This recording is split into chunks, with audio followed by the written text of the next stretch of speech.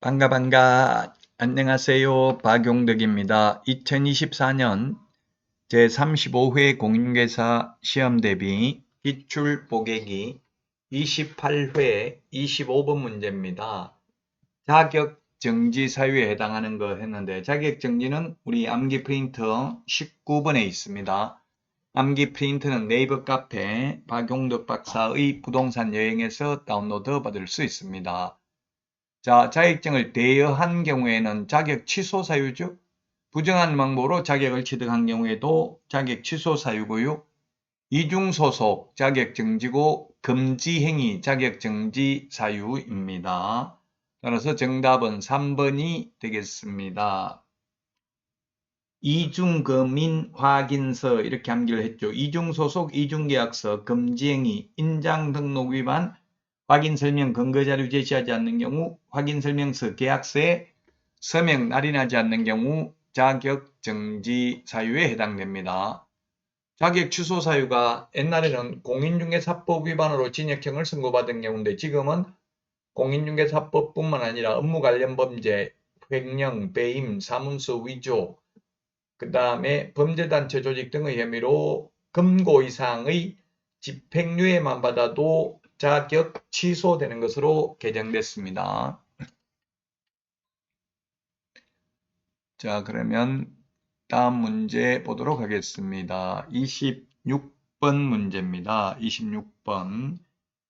1년 이하의 징역이나 1천만 원 이하의 벌금에 해당되는 것을 모두 고른 것은 했는데 기업, 공인중개사가 아닌 자로서 공인중개사라는 유사명칭을 사용한 경우 그 다음 1년에 1,000만 원 맞고요. 니은 이중등록, 이중소속, 이중사무소 다 1년에 1,000만 원 맞죠.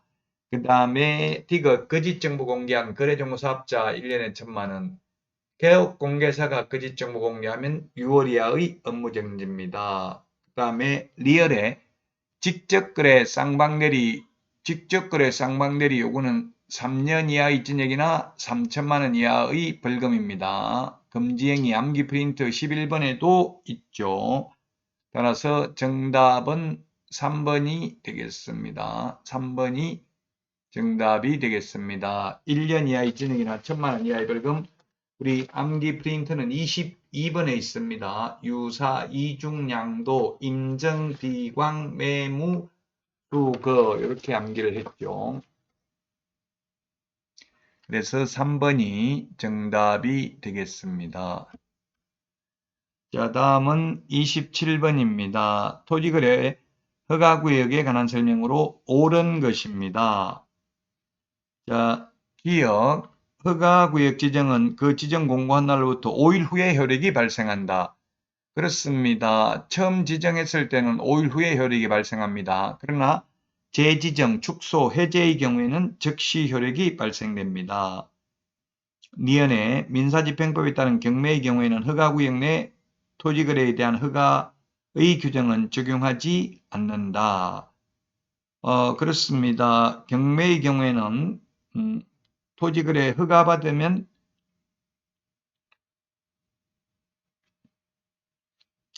토지거래 허가구역은 경매로 낙찰받는 경우에는 허가받지 않아도 됩니다. 경매의 경우 허가받지 않아도 되고요. 자, 그 다음에 디귿 자기의 주거용 주택용지로 이용할 목적으로 토지거래계약 허가를 받은 자는 대통령령으로 정한 사유가 있는 경우 외에는 2년간 허가받은 목적대로 사용을 해야 됩니다. 2년이죠. 암기 프린터 32번에 보면은 32번에 동그라미 6번에 보면 농업, 축산업, 임업, 업, 맨 밑에 대토, 주거, 복지시설 2년이고요. 사업용 토지 4년이고 그 다음에 현상보존은 5년이 되겠습니다. 그래서 맞습니다. 자, 그 다음에 리얼입니다. 토지의 이용 의무를 이행하지 않아 이행명령을 받은 자가 그 명령을 이행하는 경우 새로운 이행강제금 부과를 즉시 중지하고 명령을 이행하기 전에 이미 부과된 이행강제금을 징수해서는 아니 된다 했는데 이미 부과된 것은 징수하여야 합니다. 그래서 3번이 정답이 되겠습니다. 이미 부과된 것은 이행을 하더라도 징수를 해야 됩니다. 이행강제금은 지금 이행강제금 제도가 있는 게 건축법, 그 다음에 부동산거래 신고 등에 관한 법률, 토지거래 허가제에 써 있고요. 그 다음에 농지법에 있고요. 그 다음에 부동산 실권리자 명의 등기에 관한 법률, 장사 등에 관한 법률에 있습니다.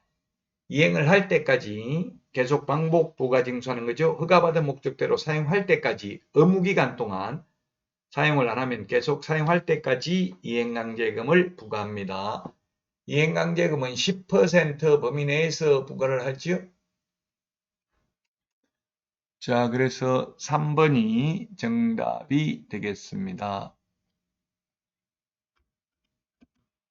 다음은 28번 문제 보겠습니다. 지도 감독에 관한 설명으로 옳은 것입니다.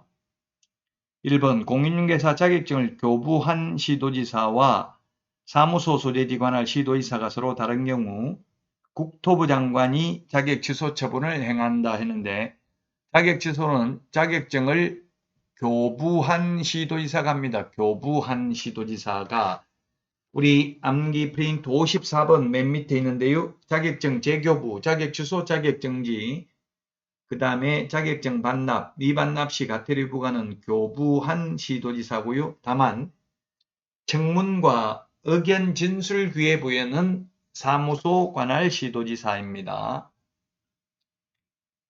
2번 개업공개사가 등록하지 아니한 인장을 사용한 경우 등록관청이 명할 수 있는 업무정지 기간의 기준은 3개월이다. 그렇습니다. 2번이 정답이 되겠네요. 업무정지 암기 프린터 20번에 있는데요.